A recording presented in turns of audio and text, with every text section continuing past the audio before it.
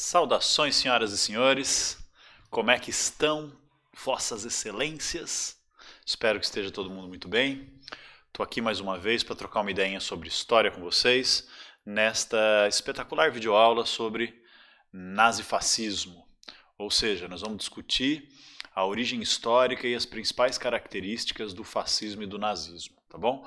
Esse tema é bastante amplo e também bastante importante, como todo mundo sabe, né?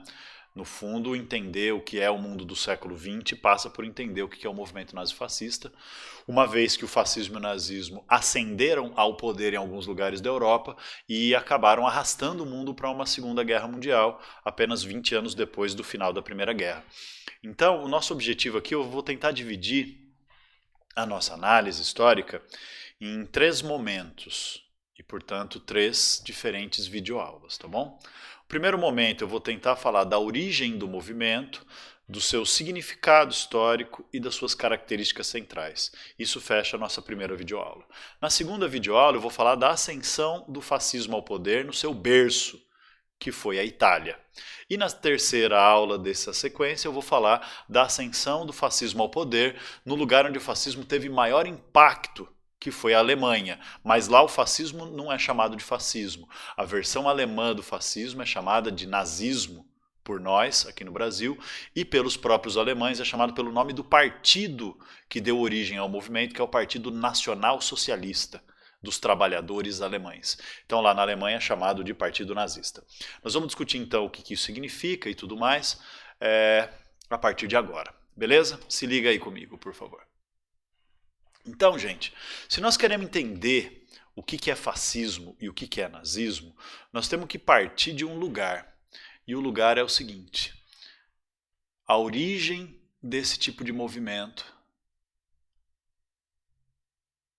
radical e autoritário e totalitário e de direita politicamente falando, está na crise. Então, se a gente quer entender como é que surgiu o nazifascismo, nós temos que entender como é que surgiu, que tipo de crise estava acontecendo no mundo e na Europa naquele momento histórico, que é o momento histórico do chamado entreguerras. Aí você poderia me perguntar assim, mas professor, eu escutei falar por aí que nazismo e fascismo são movimentos políticos de esquerda. Aí eu vou te dizer, não são. A maior parte da historiografia séria, maior parte, quando eu digo, é coisa de 95% da historiografia séria. E as próprias pessoas que viveram a época consideravam o fascismo e o nazismo como movimentos políticos de direita, politicamente falando.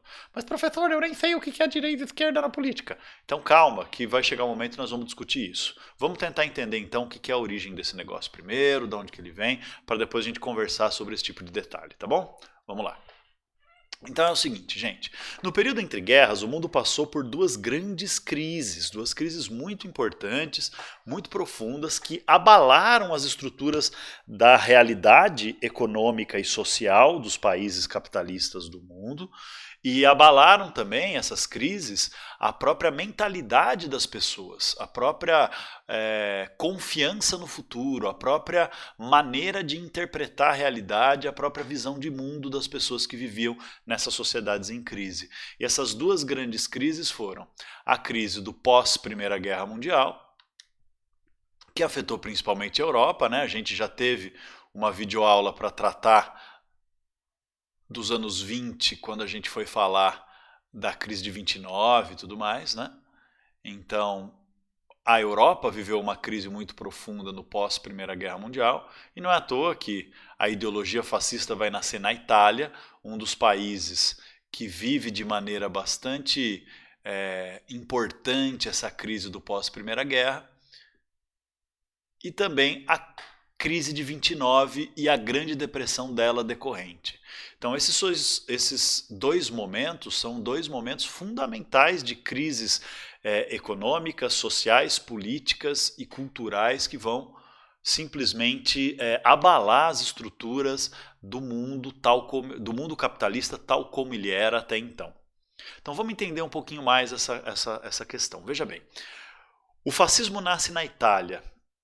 Oficialmente, o Partido Fascista Italiano é fundado no ano de 1919. Então veja, bem naquele momento histórico em que a Primeira Guerra Mundial acabou de terminar, ela termina, o armistício vem em dezembro de 1918 e a guerra se conclui com o Tratado de Versalhes em junho de 1919, e é nesse ambiente que nasce o Partido Fascista Italiano.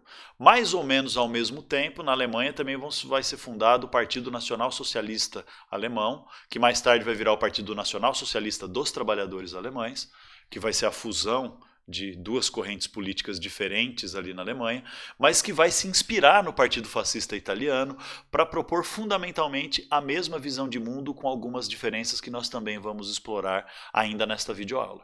Tá bom? Então é no momento do pós-Primeira Guerra que nascem essas novas ideologias políticas chamadas de fascismo na Itália e nacionalsocialismo ou nazismo na Alemanha. Tá certo? O que estava acontecendo? Veja bem, a Alemanha vivia o cenário do pós-Primeira Guerra Mundial, que era um cenário de muita crise econômica, não porque a Alemanha foi devastada pela guerra, a gente sabe que não foi. Do ponto de vista material, pelo menos, não, porque não houve batalhas da Primeira Guerra dentro do território alemão. Mas a Alemanha foi devastada do ponto de vista econômico e foi devastada do ponto de vista humano, principalmente. Né? As pessoas se sacrificaram pelo Império Alemão na guerra. E as pessoas estavam extremamente frustradas no pós-guerra, porque além da miséria, do desemprego, dos problemas sociais, por causa do esgotamento econômico da Alemanha, que direcionou toda a sua força econômica, toda a sua grana, todo o seu investimento na guerra e perdeu a guerra. Então, quer dizer, aqueles milhões de mortes, aqueles milhões de feridos, aqueles milhões de pessoas mutiladas, aqueles gigantescos prejuízos, aquela paralisação econômica, aquele desemprego monstro, acabou não servindo para nada, do ponto de vista dos alemães. Então os alemães já saem da guerra meio que não, muito frustrados. Na Itália tem um cenário semelhante. Apesar da Itália estar do lado dos vencedores da guerra, né, a Itália mudou de lado durante a guerra, a chamada traição italiana, os italianos receberam pelo Tratado de Versalhes territórios e vantagens, compensações, na verdade, de guerra, muito menores do que a Itália esperava. Então, as perdas que a Itália teve durante o conflito por enfrentar o exército alemão foram muito maiores, mas muito maiores do que os ganhos. Então, a Itália também sai da guerra com uma população com uma sensação de fracasso bastante grande, com uma sensação de frustração bastante grande, com um descontentamento muito grande contra o governo e contra aquela realidade de crise pela qual a Itália estava passando no pós-Primeira Guerra. Então, nesses momentos de crise aguda, o que acontece? As sociedades acabam desconfiando do sistema político e do sistema econômico tal como ele existia. A mesma coisa vai se repetir no pós-crise de 29, vejam bem. O que vai acontecer no pós-crise de 29? A Itália não, porque a Itália vai ser outra história, mas na Alemanha, o pós-crise de 29, a Alemanha foi o país que mais se deu mal na Grande Depressão. Na Alemanha, o desemprego chegou a mais de 50% da população economicamente ativa. Então, o que vai acontecer? Esse descontentamento, tanto no pós-Primeira Guerra quanto no pós-crise de 29, vai levar as pessoas a desenvolverem um enorme descontentamento e uma enorme descrença. Descrença no quê? Descrença na realidade dominante naquele momento histórico, ou seja, uma descrença muito grande de que o liberalismo, que era dominante do ponto de vista ideológico, do ponto de vista político e do ponto de vista econômico, de que o liberalismo fosse capaz de tirar o país dessa crise. E pior, as pessoas passaram a considerar que o liberalismo era, na verdade, culpado pela crise. Isso é muito interessante. Por mais que haja teorias, principalmente de economistas liberais atualmente, que vão defender a ideia de que a crise de 29 não foi causada pelo liberalismo, foi causada por outros elementos, pela intervenção do Estado na economia, isso não interessa para nós. Porque o que interessa é como as pessoas sentiam na época, neste momento. Então, o que interessa? A sociedade tinha uma percepção. Qual era a percepção? As sociedades afetadas profundamente pela crise do pós-guerra ou pela crise de 29 tinham uma percepção. Qual era essa percepção? A percepção de que deu errado. A percepção do fracasso, a percepção de que não havia um horizonte de esperança, a percepção de que não havia uma força política interna dentro da própria sociedade capaz de arrastar o país para fora dessa crise. Então, qual era essa situação, ou essa realidade, ou esse establishment, que é uma palavra que está na moda hoje em dia, né? Establishment quer dizer o sistema que domina a realidade num determinado momento histórico.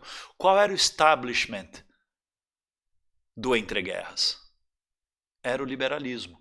O liberalismo do ponto de vista ideológico, que era aquela ideia da valorização do indivíduo, a valorização do individualismo e do homem moderno como capaz de construir sua própria vida, meio que esse lance que hoje em dia, naquela época não tinha essa palavra ainda, mas hoje em dia as pessoas chamam de meritocracia, que é a ideia de que você deve conseguir subir na vida porque o capitalismo te deixa livre para ser quem você quiser. Então, depende somente da sua competência, sua capacidade de prosperar, de se dar bem, de avançar e de ter sucesso na vida.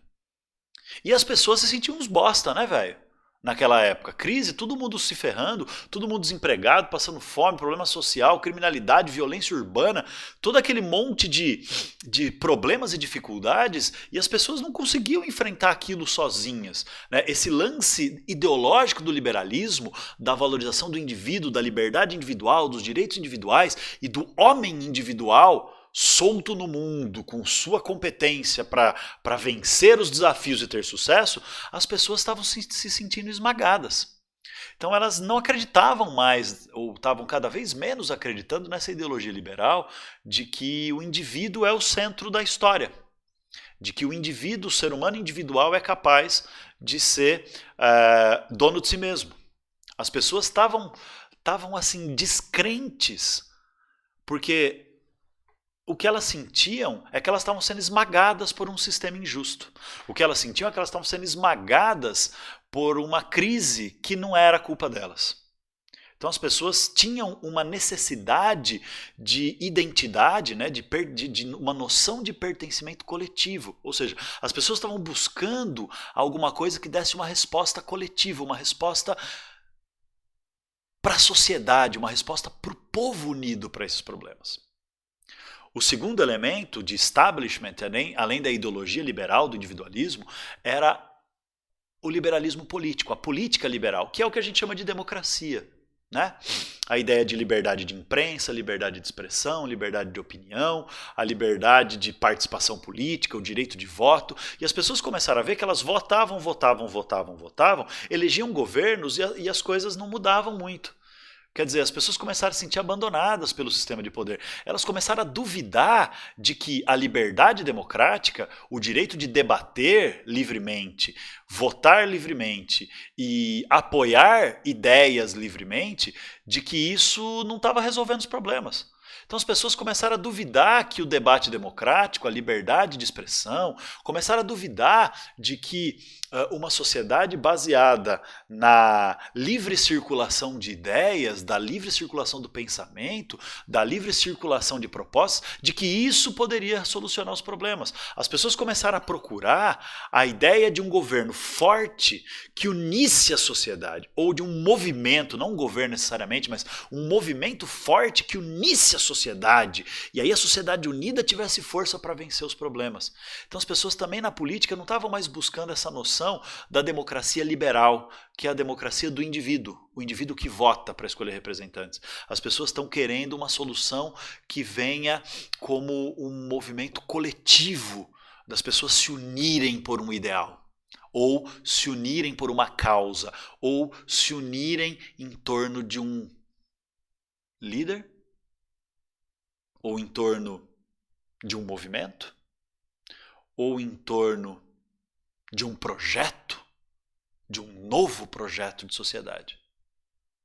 O terceiro elemento desse establishment estava sendo criticado e estava sendo questionado pelas sociedades ali nas crises do período entre guerras, era a ideia da liberdade econômica, o liberalismo econômico. A ideia de que a não intervenção do Estado na economia faria a economia crescer, desenvolver, o capitalismo ia gerar empregos e crescimento econômico para que os burgueses pudessem lucrar, mas ao mesmo tempo os trabalhadores pudessem melhorar suas condições de vida. As pessoas duvidavam. Por quê? Porque consideravam que foi a competitividade, a concorrência do capitalismo que levou os países europeus à guerra e à devastação.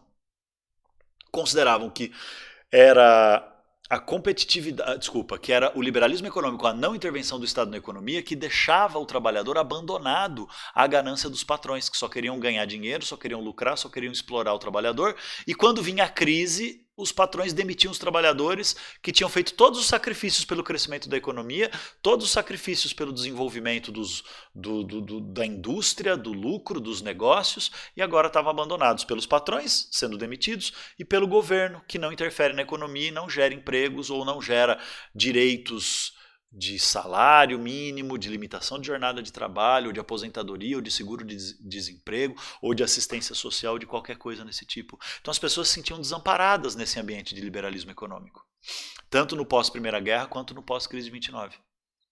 E aí, nesse cenário, então, essa descrença profunda na economia liberal,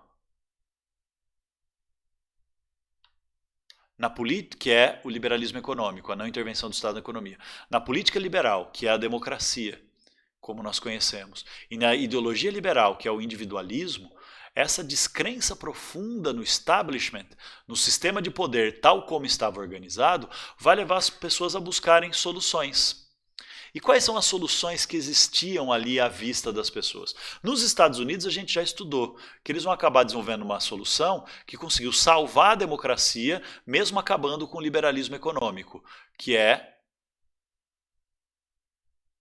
o New Deal, né? Um sistema de intervenção do Estado na economia para melhorar direitos e salários e gerar empregos para os trabalhadores, onde o Estado vai obrigar as empresas a pagar impostos, vai obrigar as empresas a pagarem melhores salários, o Estado vai investir em grandes obras para gerar crescimento da economia, e assim vai conseguir tirar o país da crise, vai gerar aquilo que é chamado de welfare state, estado de bem-estar social, que significa impor às empresas a obrigação de respeitar direitos, salários dignos e condições de trabalho favoráveis para os trabalhadores, o governo investir na geração de empregos, o governo investir em serviços públicos como educação, saúde, moradia, garantia de alimentação e outras coisas para proteger a classe trabalhadora e evitar que a acumulação do lucro seja muito grande. Ou seja, o New Deal é baseado na ideia de que o Estado interfere na economia para limitar os lucros e aumentar a distribuição de renda,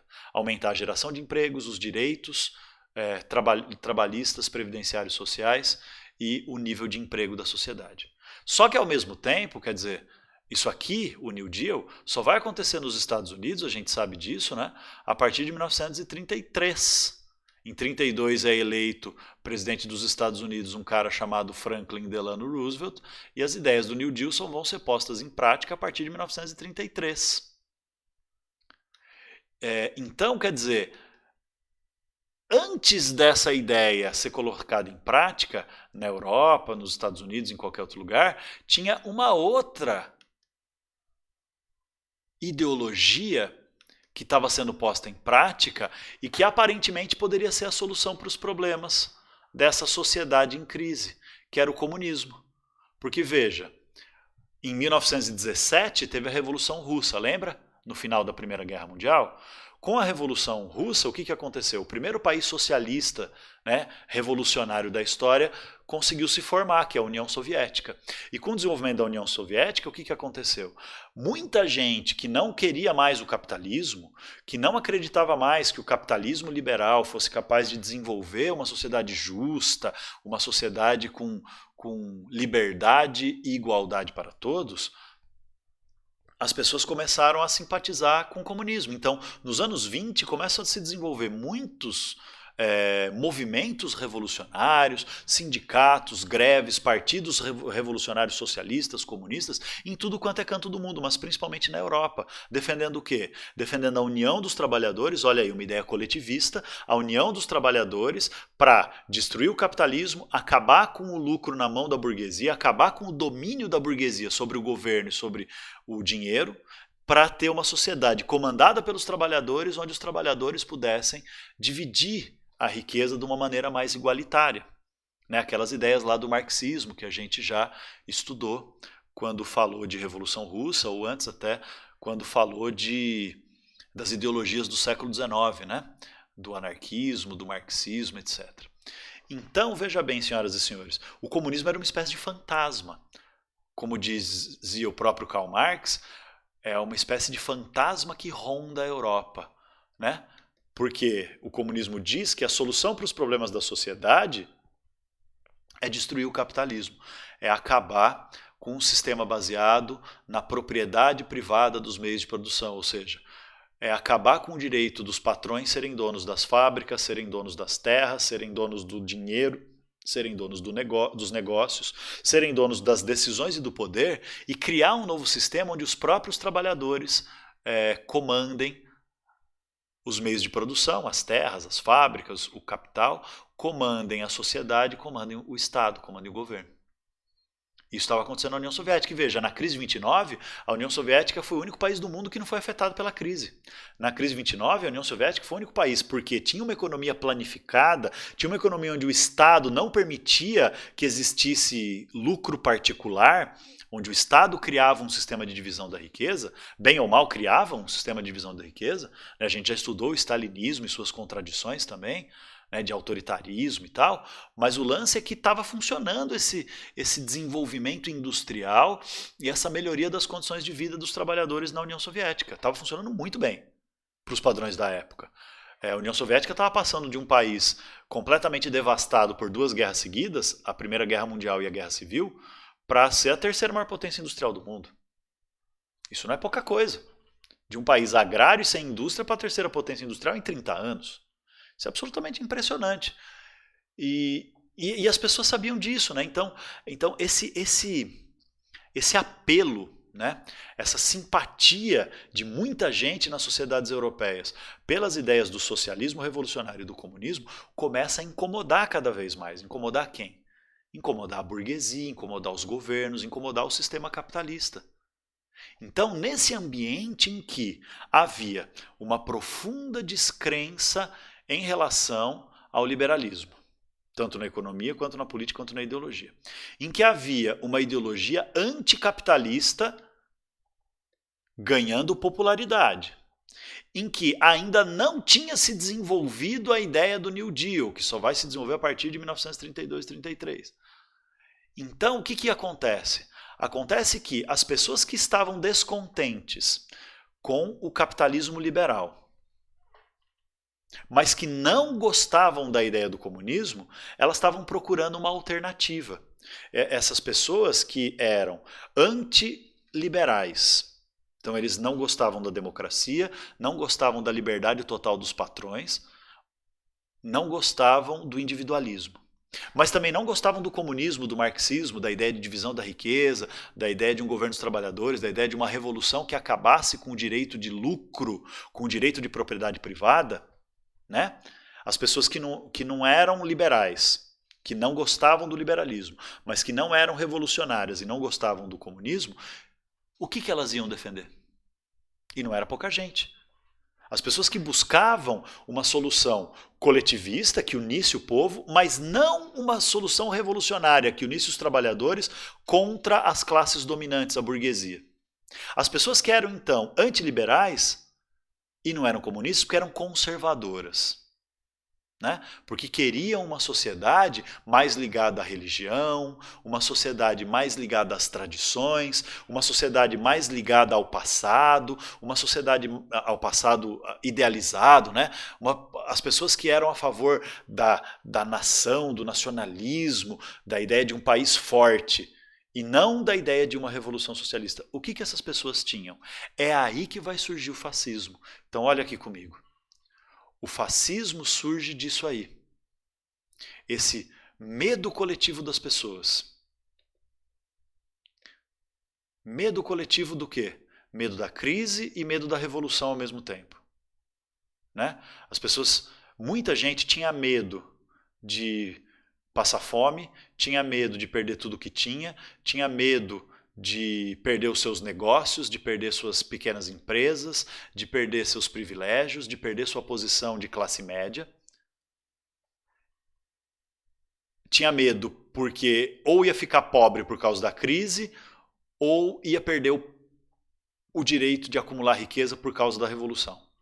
Então as pessoas não queriam nem a continuação da crise, então elas eram contra o liberalismo, e elas não queriam uma revolução, então elas eram contra o comunismo. Essas pessoas têm, ao mesmo tempo, medo e necessidade de superar a crise. Então elas buscam uma resposta para a crise, que seja ao mesmo tempo antiliberal, portanto, que não permita liberdade total para os grandes burgueses, para os bancos e para os grandes empresários ganharem dinheiro, enquanto os pequenos empresários e o povo passam a necessidade. Eles eram contra o liberalismo porque eles eram contra a democracia, eles eram contra o liberalismo porque eles eram contra o individualismo, mas eles também eram contra o comunismo porque eram contra a revolução, eram contra a divisão da riqueza, eram contra os trabalhadores no poder. Então o que esses caras vão buscar? Vão buscar uma nova solução que a gente vai chamar de totalitarismo. E o que é o totalitarismo? Totalitarismo é a ideia de um sistema de poder onde o Estado, o que é o Estado? Estado é o sistema organizado de poder que impõe as regras, impõe o governo, impõe um sistema de justiça e controle sobre a sociedade. O Estado ele controla o uso da força e da violência, ou seja, ele controla a política, a polícia, a política, o exército, para criar um padrão de controle sobre a sociedade.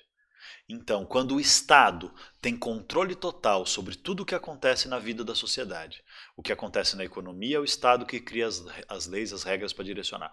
O que acontece na vida das pessoas é o Estado que cria leis, regras para controlar e não deixar as pessoas terem liberdade nem de pensar, nem de viver, nem de decidir por conta própria, nem de se expressar. O Estado controla a educação, controla os meios de comunicação, o Estado controla todos os aspectos da vida social. Eliminando completamente a liberdade das pessoas, quando tem um sistema de poder tão centralizado a ponto de buscar eliminar até a liberdade das pessoas pensarem e sentirem e entenderem o mundo por conta própria, aí nós temos um sistema totalitário. Então, o totalitarismo é quando o Estado exerce controle total sobre a sociedade, eliminando completamente a liberdade dos indivíduos, das pessoas.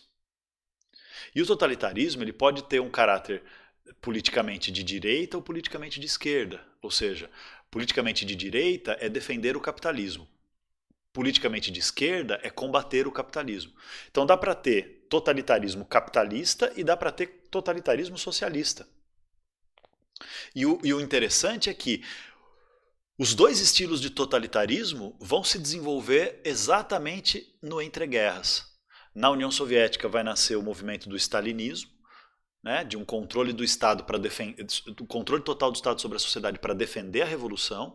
Era isso que o stalinismo dizia, a gente já estudou. E vai surgir o fascismo e o nazismo, que é a ideia de um controle total do Estado para salvar a pátria dos seus inimigos. Entendeu? Mantendo o capitalismo para fortalecer o enriquecimento da pátria, mas para combater os inimigos da pátria. Então, enquanto o socialismo,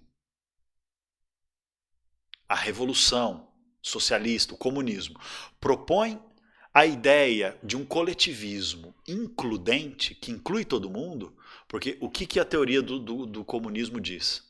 Que a revolução vai ser feita pelos trabalhadores, e todo mundo pode ser trabalhador. Basta deixar de querer mandar e trabalhar que você vira trabalhador também. Então, isso é includente. Por quê? Porque todos podem se tornar trabalhadores e serem iguais.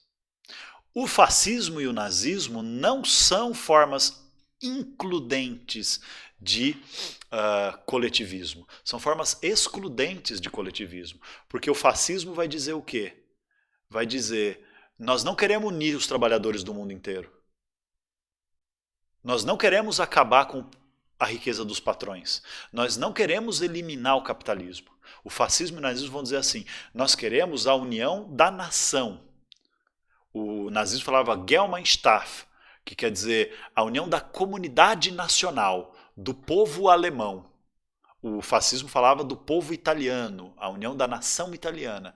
E isso é excludente, porque exclui quem não é italiano, exclui quem não é alemão. Então, isso cria a ideia de que a união do povo é para combater não a desigualdade social, não é para combater a exploração capitalista e não é para combater o poder da burguesia. A união é para unir trabalhadores e burgueses para formar a nação. E a nação vai combater os seus inimigos. Quem são os seus inimigos? Os inimigos externos, que são os países estrangeiros ou os imigrantes que vêm roubar os nossos empregos e prejudicar o nosso país. Então são ideologias extremamente nacionalistas e por isso extremamente xenófobas, né? Que combatem o estrangeiro, combatem quem é diferente, quem não se encaixa no padrão do que é a nação. E também os inimigos internos. Quem são os inimigos internos para o nazismo e para o fascismo? Para esse totalitarismo capitalista politicamente de direita. Os inimigos internos são os comunistas, os sindicalistas, que são aqueles que criam desordem, né? Que lutam, fazem revoltas e fazem lutas, criam movimentos que colocam a realidade da nação em perigo, que colocam em risco a estabilidade da pátria. Então esses são os nossos inimigos internos, aqueles que lutam por transformação política, aqueles que lutam por revolução são nossos inimigos internos, porque nós queremos a ordem social para o bem da pátria. E também são os nossos inimigos internos quem não se enquadra no nosso ideal de nação. Então os nazistas, por exemplo, vão desenvolver uma teoria racista chamada eugenia. Uma teoria racista que dizia o quê? Que a culpa pelos problemas da Alemanha era dos inimigos externos, que ferraram com a Alemanha na Primeira Guerra Mundial, mas também dos inimigos internos, que só sugavam as forças, a riqueza e o sangue do povo alemão, que eram os judeus, por serem gananciosos, eram os comunistas, por serem revolucionários e defenderem a igualdade e defenderem que tinha que ter o fim dos patrões e da divisão de classes sociais, os homossexuais, porque eram contra o desenvolvimento da pátria porque não tinham filhos, os testemunhas de Jeová porque eram de uma religião diferente, os ciganos porque não tinham pátria, os liberais porque eram a favor da democracia que divide a sociedade, disputando partidos, disputando voto, e nós queremos um governo forte que una a nação. Então, quer dizer, todo mundo que era contra as ideias do fascismo na Itália, todo mundo que era contra as ideias do nazismo na Alemanha, era considerado um inimigo da pátria. Quer dizer, pensar diferente, ser diferente, pensar diferente, propor ideias diferentes era considerado ser inimigo da pátria. E, portanto, é essa a ideia de coletividade. Muito diferente da ideia socialista de coletividade dos trabalhadores. Percebe? Então, nesse cenário, o que é que vai acontecer? Nós vamos ter o nascimento de uma ideologia totalitária chamada fascismo e depois o seu desdobramento na Alemanha chamado nazismo, que é um totalitarismo a favor do capitalismo e é um totalitarismo que é ao mesmo tempo contra o liberalismo e contra o comunismo. Tá certo? Não é à toa que, olha aqui, o símbolo do fascismo era esse aqui. Ó. Aliás, o nome fascismo vem disso, que é um termo italiano, faccio. O que é o fascio em italiano? Fascio é isso aqui. É um símbolo da antiguidade romana que era um feixe. Um feixe de gravetos amarrado por uma corda, direcionado por um machado. Tá vendo? O fascio. Isso aqui era um símbolo antigo na Itália, porque o fascismo falava que tinha que resgatar a grandeza da Itália. Eles consideravam que a grandeza da Itália era reviver o Império Romano. Então, isso aqui era um símbolo da Roma Antiga. E na Roma Antiga esse símbolo representava a força do exército romano. Ou seja, era uma mensagem dizendo assim, ó, a força do exército romano não está em cada guerreiro é um pauzinho desse aqui, tá ligado?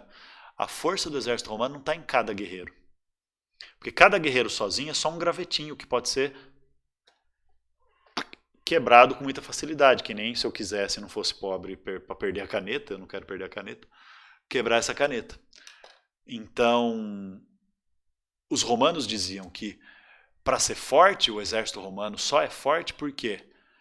Porque ele não depende da habilidade de cada guerreiro, da força individual de cada guerreiro.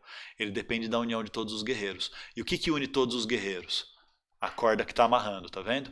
A corda representa o quê? A disciplina militar do exército romano. E para onde que essa força unida vai lutar? Porque se tiver a força unida, né, ninguém quebra esse feixe de gravetos. Um graveto sozinho quebra, mas esse feixe junto não quebra. É que nem rasgar uma folha de papel ou rasgar uma lista telefônica. Folha de papel sozinha você rasga, a lista telefônica ninguém consegue rasgar. Por quê? Porque as folhas unidas se tornam uma dá força para a outra, elas unidas se tornam fortes. Agora, não adianta nada ter essa união e não saber para onde ir. Então o machado mostra para onde ir, porque é o machado que cortou todos os gravetinhos iguais para eles seguirem o mesmo caminho. Né? Então, o que é o machado? No exército da Roma Antiga, o machado era o Estado romano. Né? O machado eram os comandantes militares nomeados pelo Senado, pelo governo romano. O Mussolini pega esse símbolo romano antigo e transforma em símbolo do seu movimento político. Por isso que ele vai dar para o seu movimento político o nome de fascismo. A gente escreve fascismo em português, mas em italiano a gente pronuncia em português fascismo, mas em italiano eles pronunciam fascismo, porque vem do fascio. E o fascismo Mussolini era o quê?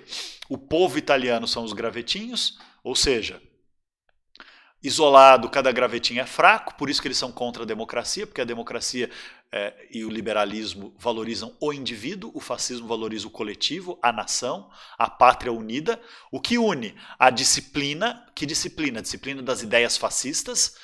E o que direciona toda essa força unida é o machado. O que é o machado? É o Estado fascista, ou seja, é o governo, é as leis, é a justiça, é o poder do Estado, o poder do governo fascista comandado pelo líder fascista, que era um cara, o criador do fascismo, um italiano chamado Benito Mussolini. Então, o líder fascista, o governo fascista direcionando o povo unido pela força das ideias fascistas para levar a Itália a um futuro de grandeza. Esse é o fascio. Então veja, ele é antiliberal porque é contra a democracia. Ele é antiliberal porque o fascismo vai dizer assim, olha, as empresas também não podem ser livres, os patrões também têm que obedecer o machado, que é o líder que comanda o Estado. Todas as pessoas são iguais, porque sendo burguês ou sendo trabalhador, todo mundo italiano tem que se unir. Só que essa igualdade é uma igualdade apenas aparente, né? Por quê? Porque é uma igualdade baseada na hierarquia. O que quer dizer hierarquia? Na diferença de escala de poder. Então, acima de todo mundo na hierarquia fascista está quem? O líder fascista, que os fascistas diziam é o Duce, os alemães diziam é o Führer. Duce e Führer são palavras. Duce vem do italiano condottieri e Führer vem do alemão. E ambas querem dizer o líder, aquele que guia o povo, aquele que mostra o caminho. O líder inquestionável. Duce em italiano, Führer em alemão. Então, acima de todo mundo está o Führer, ou o Duce, o líder inquestionável que mostra o caminho que todo mundo tem que seguir, todo mundo tem que obedecer. Então, todo mundo tem que pensar como o líder ordena, todo mundo tem que viver como o líder ordena, todo mundo tem que sentir o amor à pátria como o líder deseja, todo mundo tem que se comportar como o líder determina. Abaixo do líder estão os membros do partido, e só vai poder ter um partido, o partido fascista ou o partido nazista. Só vai poder ter ele. Então, os membros do partido vão ocupar os cargos de poder do Estado, eles são uma segunda camada. Abaixo vai ter a burguesia, os empresários. Por quê? Porque o Hitler tem uma frase famosa que ele diz assim, a função do mais forte não é se unir com o mais fraco e assim perder a sua força. Ter que se rebaixar para ficar igual ao fraco. A função do mais forte é dominar o mais fraco para, dominando o mais fraco, levar a sociedade à grandeza. Então, o fascismo e o nazismo não acreditavam na igualdade entre todas as pessoas que nem o socialismo. O fascismo e o nazismo acreditavam na diferença entre as pessoas. Acreditavam que as pessoas nasciam diferentes. Então, aqueles que eram melhores, superiores, ou iam ser os membros do partido, ou iam ser a burguesia dos membros do partido, ou seja, os empresários membros do partido iam continuar sendo empresários, ricos e dominando os trabalhadores. E os trabalhadores iam obedecer os patrões, iam obedecer o Estado, iam obedecer o líder pelo bem da pátria. Porque os trabalhadores eles nasceram para ser inferiores, então nasceram para obedecer. Então esse fátio não é exatamente todo mundo igual, né? É mais uma maneira de esconder a realidade da hierarquia, de dizer, estamos todos unidos pelo bem da pátria, mas na verdade o líder acima de todos, os membros do partido comandando o Estado e os membros, os burgueses que se tornam membros do partido comandando a riqueza e a economia e controlando os trabalhadores. Então é um sistema hierárquico que preserva o capitalismo, por isso que ele é anticomunista e antiliberal ao mesmo tempo. Deu para entender, galera, usando o símbolo do fátio? Antes de avançar para as outras características do nazismo e do fascismo e a gente encaminhar para a conclusão dessa primeira videoaula sobre o tema, eu quero destacar mais uma coisa que eu acho fundamental, que é o seguinte. O Hitler, que é o líder do nazismo, né, do nacionalsocialismo na Alemanha, e eles usavam o nome nacionalsocialismo para confundir a cabeça dos trabalhadores. Porque naquela época, como muitos trabalhadores estavam querendo revolução, estavam querendo luta para mudar a sociedade usando as ideias do socialismo, as ideias do comunismo, os nazistas falaram assim, bom, vamos dar um nome para o nosso movimento que atraia esses trabalhadores revoltados. E aí nacionalsocialismo passa a ser essa ideia. Além disso, a ideia nazista de socialismo não era o socialismo do marxismo, o socialismo da revolução. Era a ideia de que o verdadeiro socialismo era a comunidade pura dos alemães. Então, eles diziam que eles estavam querendo resgatar uma sociedade socialista onde todos os alemães fossem iguais e livres. E quem não era o alemão verdadeiro tinha que ser perseguido e eliminado. E quem não era o alemão verdadeiro? O judeu, que era o inimigo ganancioso que roubava a riqueza do povo alemão. O comunista, que defendia a igualdade entre todos e defendia uma revolução dos trabalhadores e não o bem da pátria. Os testemunhas de Jeová, os ciganos, os homossexuais e os liberais que enfraqueciam a nação.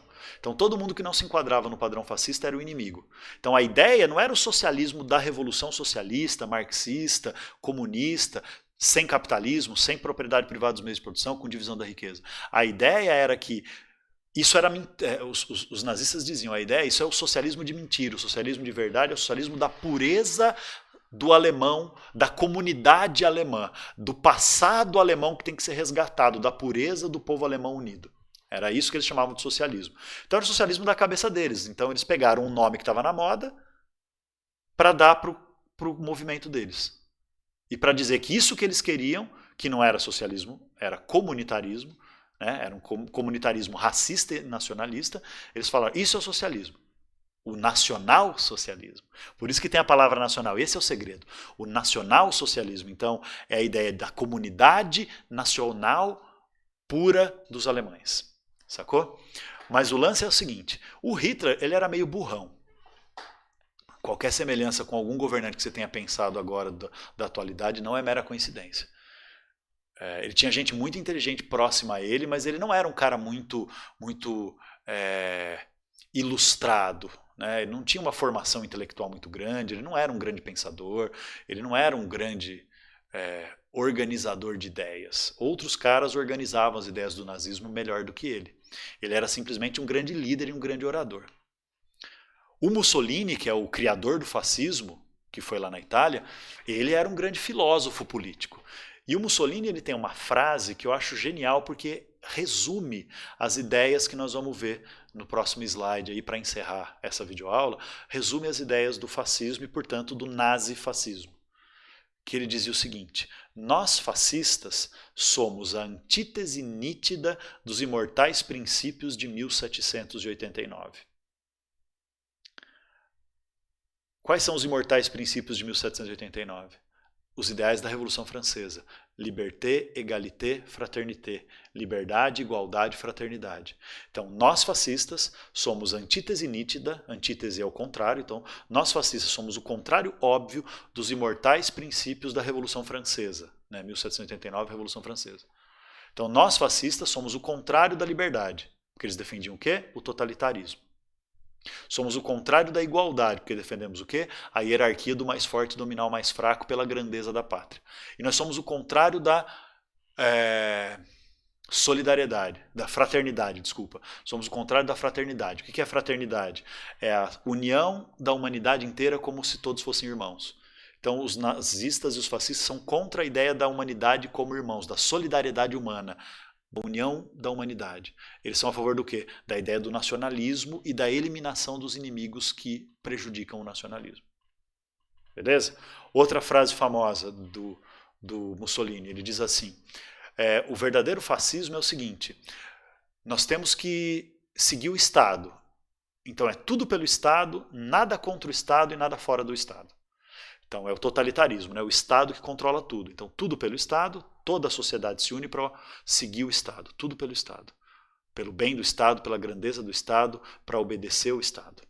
E o líder que comanda o Estado, né? O Mussolini na Alemanha, o Mussolini na Itália, o Duce, o Hitler na Alemanha e o Führer. Tudo pelo Estado, nada contra o Estado, ou seja, ninguém pode fazer nada contra o que o Estado determina, porque quem faz isso é o inimigo da nação que tem que ser eliminado, seja o país estrangeiro, seja dentro do nosso país quem não concorda com o Duce ou o Führer, e nada fora do Estado, ou seja, liberdade nenhuma para as pessoas decidirem por conta própria. Por isso que eles queimavam livros de autores e de escritores que pensavam e defendiam ideias diferentes do nazismo ou do fascismo. Porque esse lance de queimar livro, além de agitar a sociedade, vamos acabar com os inimigos, ainda eliminava as ideias contrárias. Né? Então essa é a fita, beleza, gente? Aí, ó, se liga. A ideologia totalitária fascista, então, ela é autoritária, ou seja, ela é antidemocrática, ela é contrária à democracia, ela é a favor de quê? A favor do autoritarismo. Autoritarismo é quando o governo persegue os seus opositores, controla, censura os meios de comunicação, impede a democracia. Então o totalitarismo ele vai além, viu? O totalitarismo ele é autoritário, porque ele controla a vida pública, ele não deixa ninguém se manifestar, criar movimentos ou defender ideias contra o fascismo, mas ele vai além, ele é totalitário, porque ele busca recriar as pessoas. O Mussolini tem uma frase sobre isso também. Ele diz assim, nós fascistas buscamos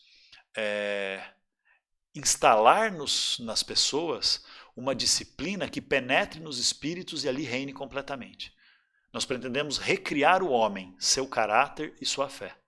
Então, o fascismo busca recriar o homem, seu caráter e sua fé. O que quer dizer isso? Recriar o homem, padronizar as pessoas. Recriar seu caráter. O que é o caráter? Aquilo que você acha certo e errado.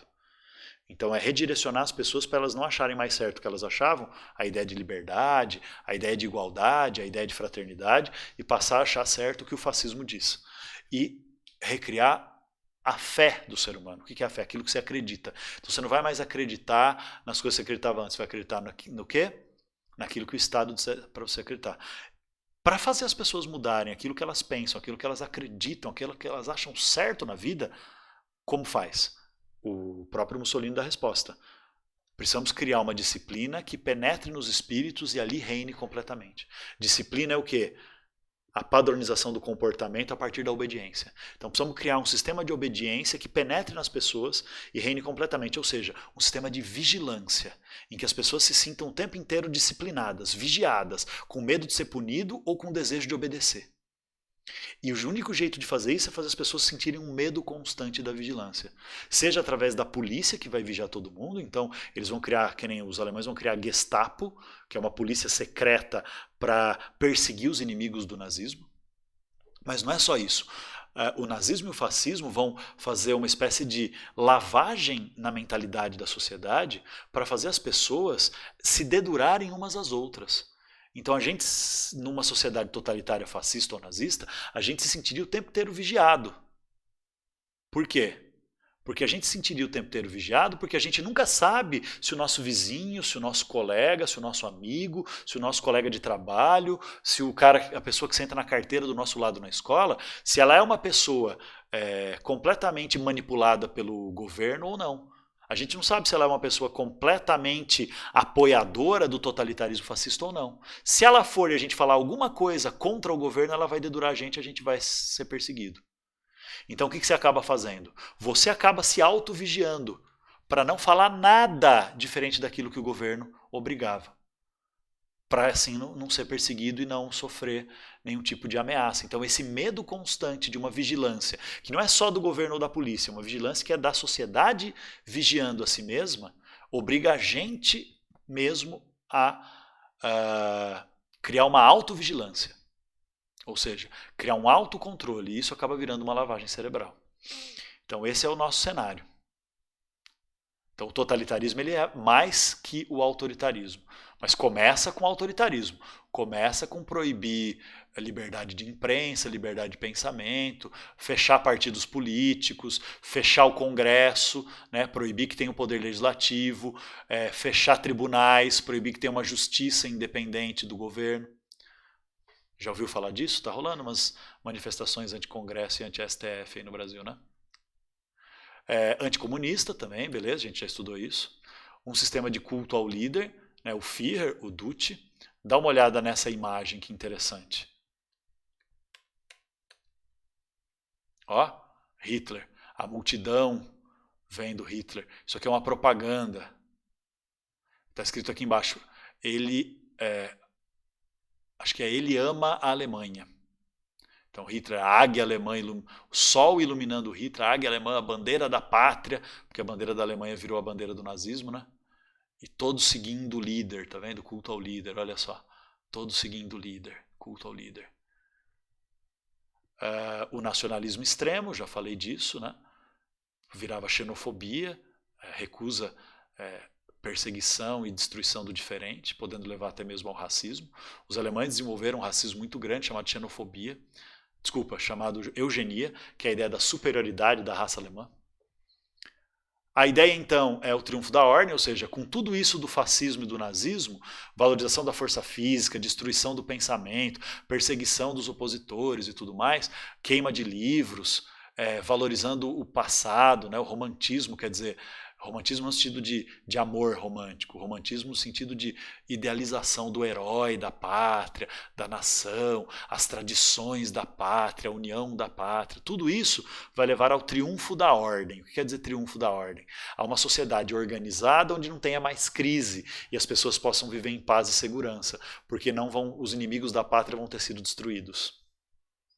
Agora, tudo isso só funciona, e é por isso que eu deixei essa característica por último de propósito, só dá certo por causa do militarismo. O que é o militarismo? O militarismo é manter a sociedade o tempo inteiro desejando a guerra e se preparando para a guerra. Militarização da sociedade. Achar que a guerra é a solução para todos os problemas. E por que o militarismo é a solução? Primeiro, porque militarizando a sociedade, o que você faz? Você convence as pessoas que elas têm que ter uma total obediência ao governo. Então você cria uma disciplina. Né? Porque se nós temos que ser militarizados, nós temos que ser o exército da pátria. Então nós temos que obedecer totalmente o governo que comanda a pátria. Facilita a aceitação da hierarquia, ou seja, no exército, nenhum soldado questiona as ordens dos generais. O soldado que questiona os seus comandantes é considerado um traidor. Então, militarizar significa impor na cabeça das pessoas a obediência total à hierarquia, seja ao seu patrão, seja ao governo. E, ao mesmo tempo, a preparação constante para a guerra, que não é só enfiar essas ideias na cabeça das pessoas. O governo vai comprar armas, equipamentos militares, vai contratar soldados. Isso vai gerar o quê? Isso vai gerar crescimento econômico. Então, o governo comprando arma e equipamento militar faz a indústria crescer. O governo contratando soldados para o exército vai pagar salário para esses soldados e essas pessoas desempregadas vão para o exército e as famílias vão ter dinheiro para comprar produtos. Então, vai crescer o comércio, aí as indústrias vão produzir mais e a economia vai crescer.